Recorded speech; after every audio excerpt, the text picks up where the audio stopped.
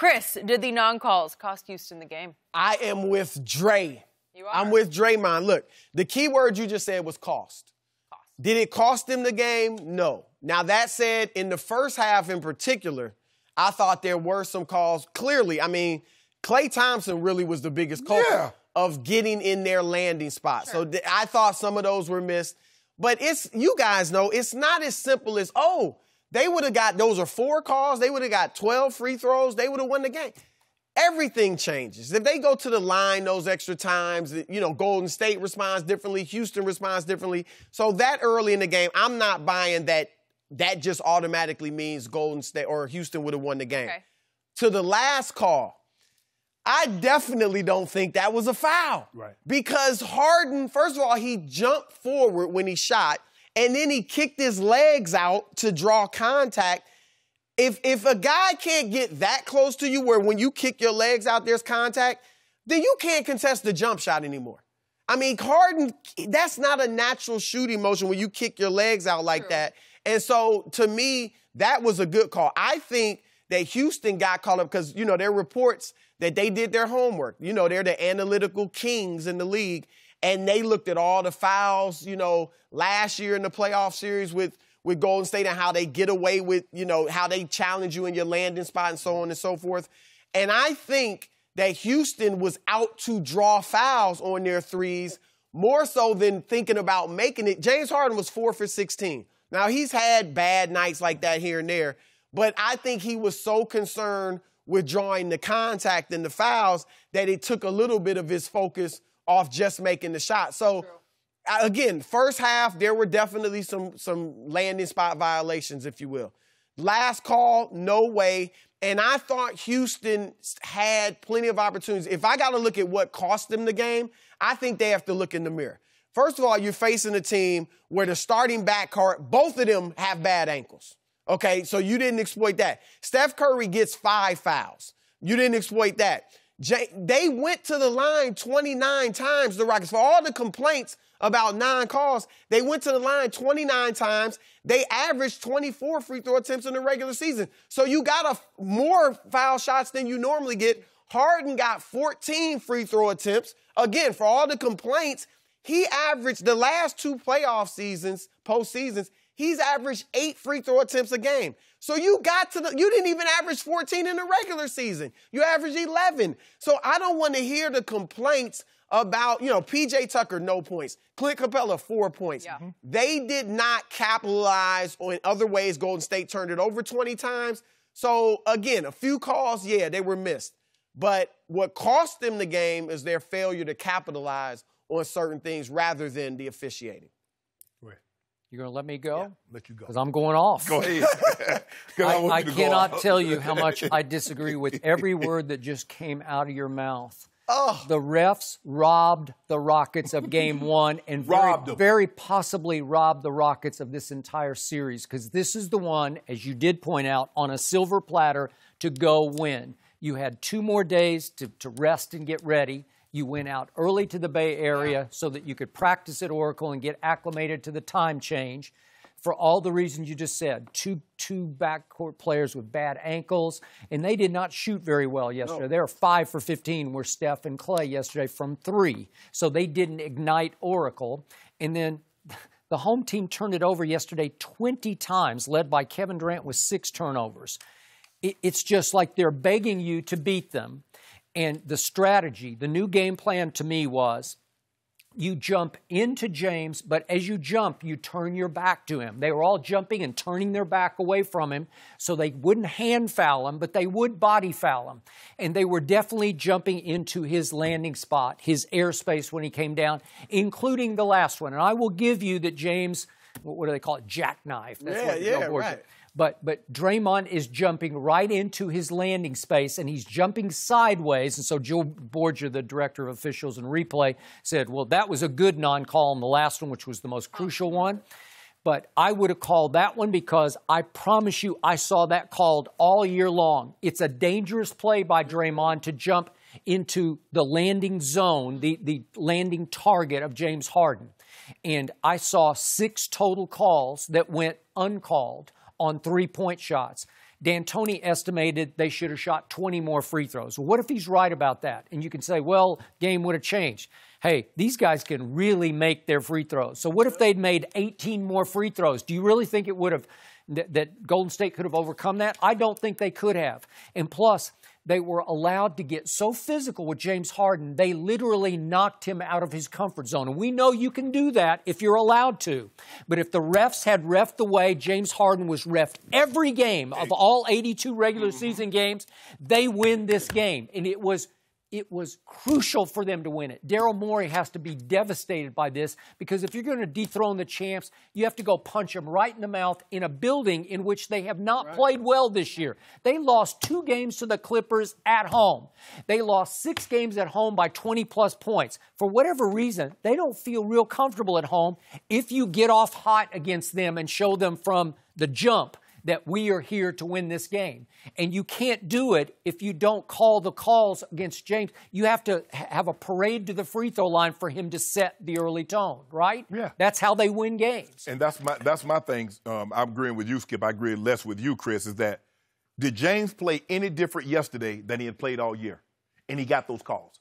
You and I, we talking about it, how James, they look at James on a three-point shot and they give him the foul call. Now they're running into him with his body. We saw that in the NCAA tournament. Remember the guy in the corner from Virginia? Right. The guy hip-checked him. They called it.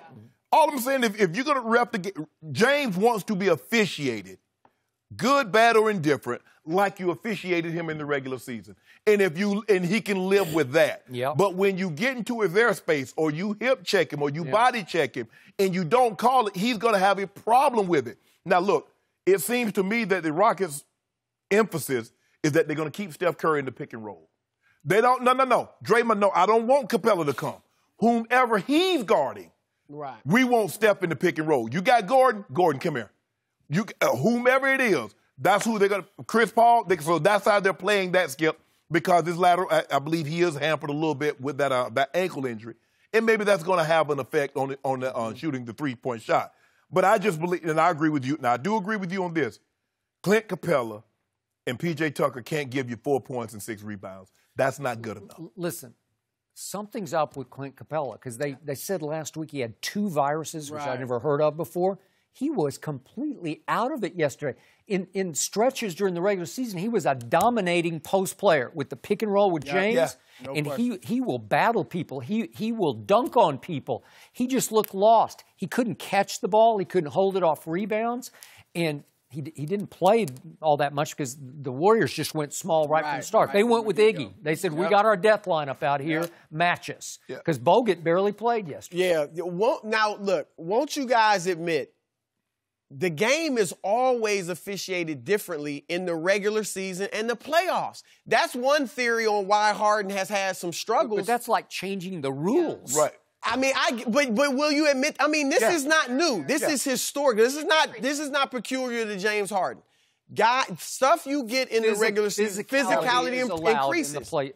So that's kind of all I'm saying. And he still got to the line 14 times. Yeah, okay, but what's the greatest irony of all this? Why was this rule instituted in the first place? Because of Zaza Pachulia. In Game 1, Western Conference Finals 2 years back, and he put his size 32 shoe or whatever underneath number 2 up in Toronto now, and you know the rest of the story. It took San Antonio right out. They were up 23 points when that happened in Game 1 at Oracle. So the rule is instituted just because of a Golden State play to stop Golden State from doing that. Yeah. And then Golden State gets away 6 times with non-calls yesterday. Really? It was smart of Kawhi to equate it to, for James to bring up Kawhi. It was definitely smart because I just think that the officials are going to have to think about that. And we've seen Phil Jackson, Pat Riley guys in the past play games like this. Yeah, plant a seed. This 2-minute report is going to be interesting. I haven't looked forward to a 2-minute report like this. Okay, but Joe Borgia already said that they got it right on the last call. So that's what it's going to say. They've been really and I don't think it's fair. I've talked to some officials. I don't think it's fair to the officials. No. They hate it. Because what are you going to do? At the end of the day, it's just making them look incompetent and nothing changes. Because the guy will come out there and say, I knew you blew that call. Right. That's what I'm already mad. But if you look at James and the James Harden, all of his threes are going to be contested because he's not getting them off the feed. He's doing the dribble between the legs, I'm a dart. I come back, step. I don't even know how he gets them off. Exactly. He got one off against Durant yesterday. I said, how do you do that? How do you even create And he's been fouled 95 times on three-point shots. Yeah. That's 61 clear of the next closest. All right. So he put the seat out there watching. He get like 24. He gonna shoot the ball. He's a master at drawing fouls. Like I said, he kicked his feet out, jackknife. In the postseason, has James Harden always been the mentally toughest guy? No. Nope, he is not. We've seen him go south. But Golden State's game plan yesterday was, we got to knock him around. We got to get in his head with physicality so that he starts thinking twice before he shoots. Am I going to get hit? Am I going to get jostled? Yeah. Am I going to get hip checked? Well, Golden State game plan is like, we're going to get the ball to Kevin Durant. And the rest of you guys, y'all find y'all shot when you comes available. I've been trying to tell you. But we're going to get that guy. Hey, we're going to get that guy the ball. Yeah. And if y'all get y'all shots, okay, so be it. But if you don't, he's looking like the best. And to your point, if him and Kyrie go to New York and he starts winning in New York, damn, we got serious conversations. You know what? He could do it. Those two right now are playing at supremely high levels. But yeah, I know another guy playing at a supremely high level. And you pair him 0-2, you put 2 and 2, 3 together. Really? We like that. Huh. I just want, you know what? I'm kind of hoping Toronto and Boston wins. Because, see, I want that fourth quarter to come along, and you know who's going to cover Kyrie in the fourth quarter, don't you? That 6'9" guy with that almost 8-foot wingspan. Oh. Shannon, Kawhi. He's all been in a wheelchair now. Who? Kawhi? No, you're No, I'm talking about Kawhi. No. But they'll put Kyrie on him. I mean, Lowry on him, too. No, not in the fourth quarter. No. In some of the fourth. Late, last possession, they might go. So you like Lowry? Yeah. We got to discuss this.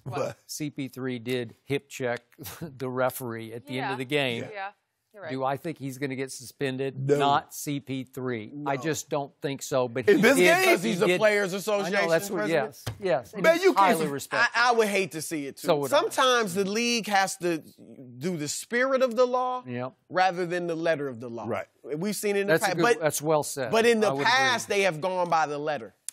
I mean, we can go all the way back to the Knicks.